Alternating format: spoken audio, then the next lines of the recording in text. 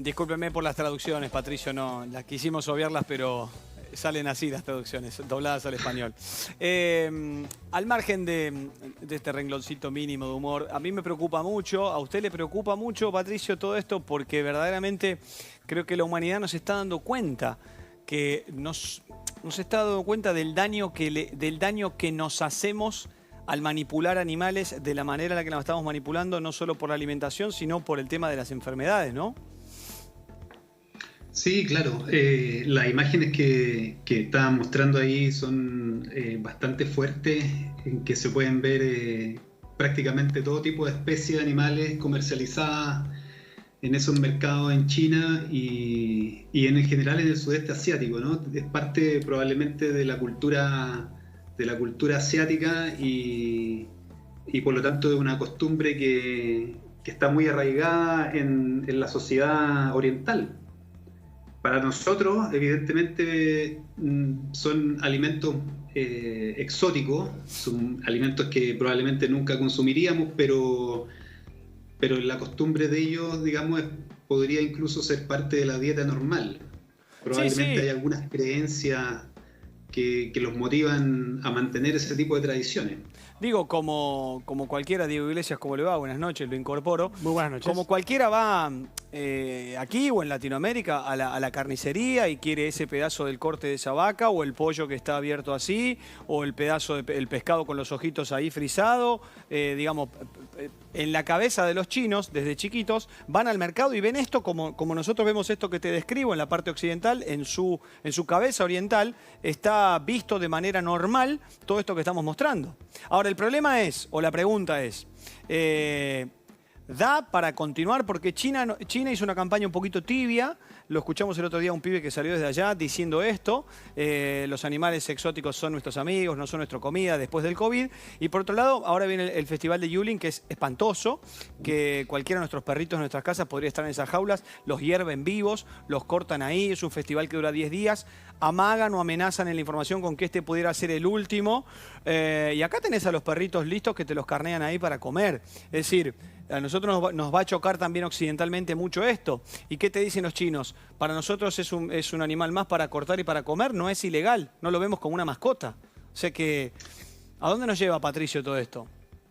Sí, bueno, lo que estuve leyendo respecto de las nuevas disposiciones del gobierno chino y efectivamente lo que quieren es establecer restricciones al comercio de animales silvestres. ¿Ya? No tienen mucho inconveniente con que se faenen animales domésticos o animales que se críen para el consumo, pero sí están tratando de limitar la comercialización de animales silvestres. Ahora, este es un tema bien complejo, digamos, porque se inició ya con el brote anterior, el año 2002, una sostenida crítica a la mantención de estos mercados de animales vivos, pero resulta que es una alternativa muy económica para que la gente pueda acceder a carne fresca. En nuestra cultura es muy normal ir a un supermercado y encontrar toda la variedad de carnes que quisiéramos consumir, pero esa variedad de carnes que están en nuestros supermercados solo son posibles porque hay una cadena de producción animal y de transporte que permite que la carne llegue fresca a nuestro supermercado. En cambio, en China aparentemente no existen las condiciones económicas para que los supermercados ofrezcan la carne fresca que demanda la gente y por lo tanto existe este comercio de animales vivos que evidentemente va a ser un riesgo siempre que sigan existiendo.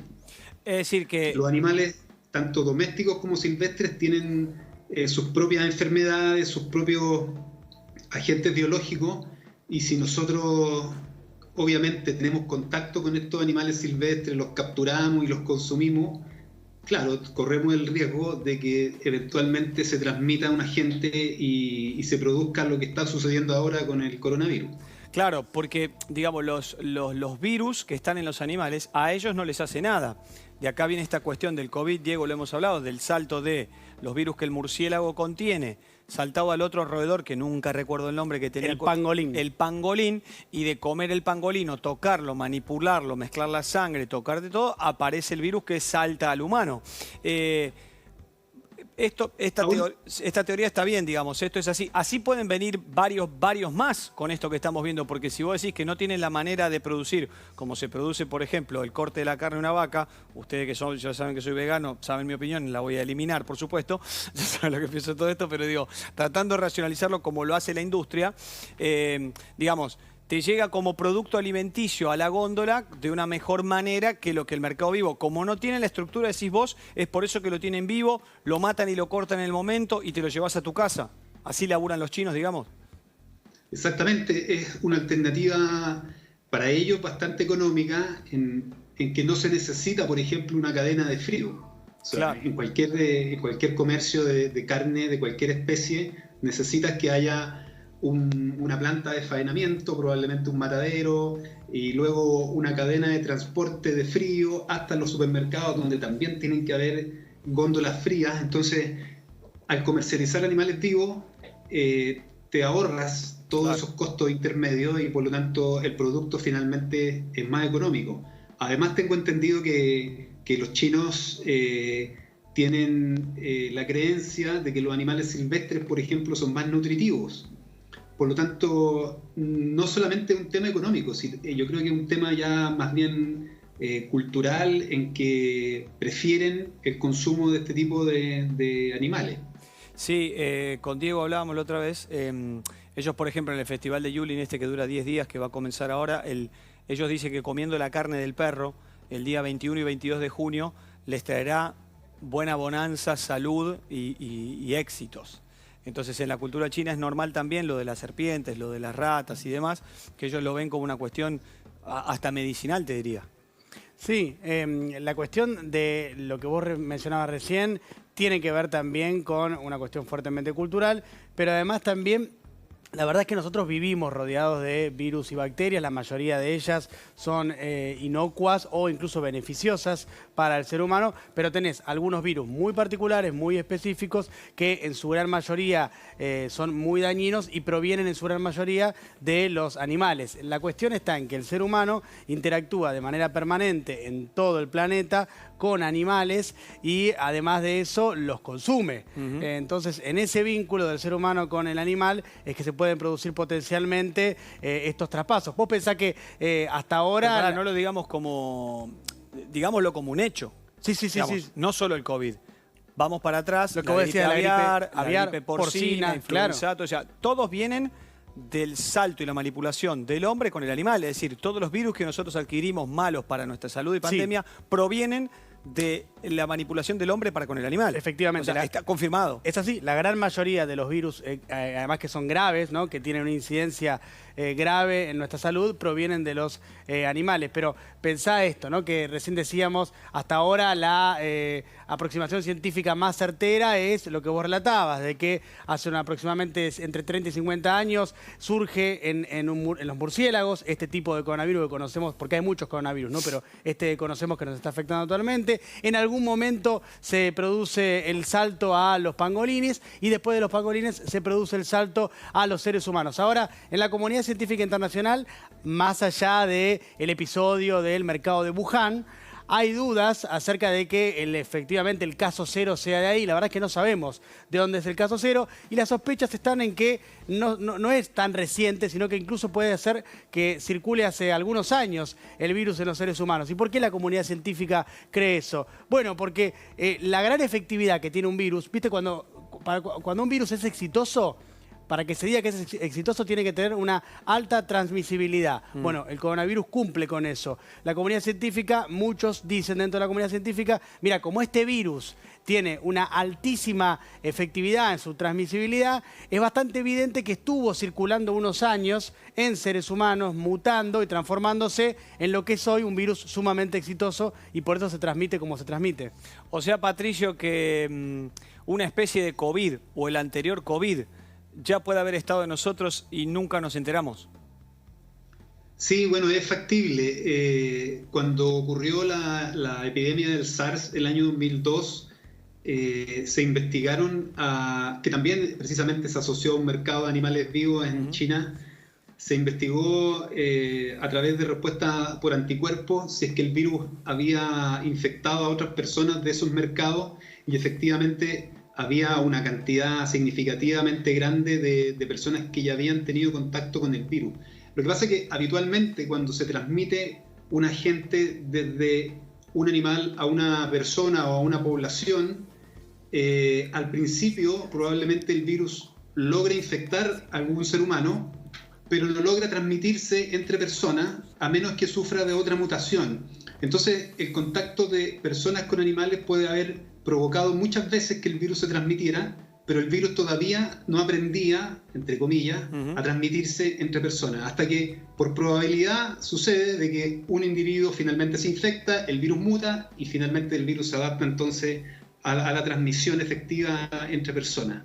Eso es muy común en todas las enfermedades emergentes. Habitualmente sucede que ya varias personas antes se habían infectado, pero en determinado momento cambia la capacidad de transmisión de la gente y se disemina entonces en la población. Te hago una pregunta más, si querés, pues no sé qué mirada tenés reflexiva o profunda con respecto a esto. ¿Qué solución le ves? Porque viste que a mí como vegano me pasa que no, porque es cultural. Bueno, sí, las corridas de toros son culturales en España, las detesto. Todo lo que se le haga a un animal no me interesa, ni las carreras, ni los deportes, ni nada. Es decir, si por mí fuera, el mundo debería ser vegano por diversos motivos. Por economía, por salud para la gente, por medio ambiente y básicamente por dejar de joder con estos pobres seres vivos que les tenemos que respetar la vida tanto como nosotros. Eso es lo que yo, Leonardo César Montero, pienso de respetar de verdad de la boca para afuera la vida de otro. Ahora bien, cuando se mete lo cultural, cuando se mete lo económico, cuando se mete lo que ya está muy instalado en un planeta que somos tanta gente, ¿vos le ves alguna solución? Olvídate del veganismo y de la alimentación. ¿Le ves alguna solución a que el hombre deje de meter mano ahí por futuras pandemias? ¿O crees que estamos entregados a esto? Es difícil hacer o generar un cambio tan radical en la cultura del sudeste asiático para que dejen de consumir animales de esta manera. Es que el riesgo uno lo puede observar desde dos puntos de vista. Por una parte está en riesgo la gente que consume estos animales. Pero si tú cocinas bien un murciélago, si lo tiras a la parrilla, no sé la verdad cómo los cocinan, pero si lo cocinas bien, es poco el riesgo, es bajo el riesgo que tienen las personas que lo consumen. El punto es que alguien tiene que ir a capturar esos animales. Claro. Alguien tiene que capturarlos, meterlos en una jaula, llevarlos a un mercado de animales y venderlos vivos. Entonces, claro, habitualmente el riesgo de transmisión es más con las personas que capturan y comercializan que con las personas que consumen. Es lo que pasa, por ejemplo, con el ébola en África. Actualmente hay un brote en el Congo y también es porque hay gente que captura chimpancé, hay gente que captura murciélago y por lo tanto cada cierto tiempo se está produciendo un brote producto de este tipo de manejo. Entonces, si los chinos fueran capaces de prohibir la comercialización de animales silvestres, probablemente se daría un gran paso para prevenir futuras pandemias. Y la otra es un poco imitar quizás la situación nuestra en que existe una industria de la carne que está más o menos bien establecida, en que hay vigilancia para evitar que aparezcan enfermedades o que los animales estén libres de enfermedades. Está esto que yo te digo, las cadenas de frío. Es un tema, yo creo, complejo, difícil, que va a tomar muchos años.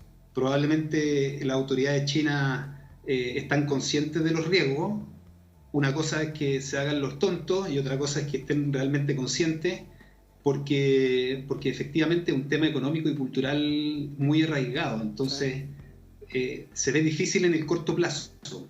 Y es probable que sigan ocurriendo instancias de transmisión de agentes biológicos en el futuro.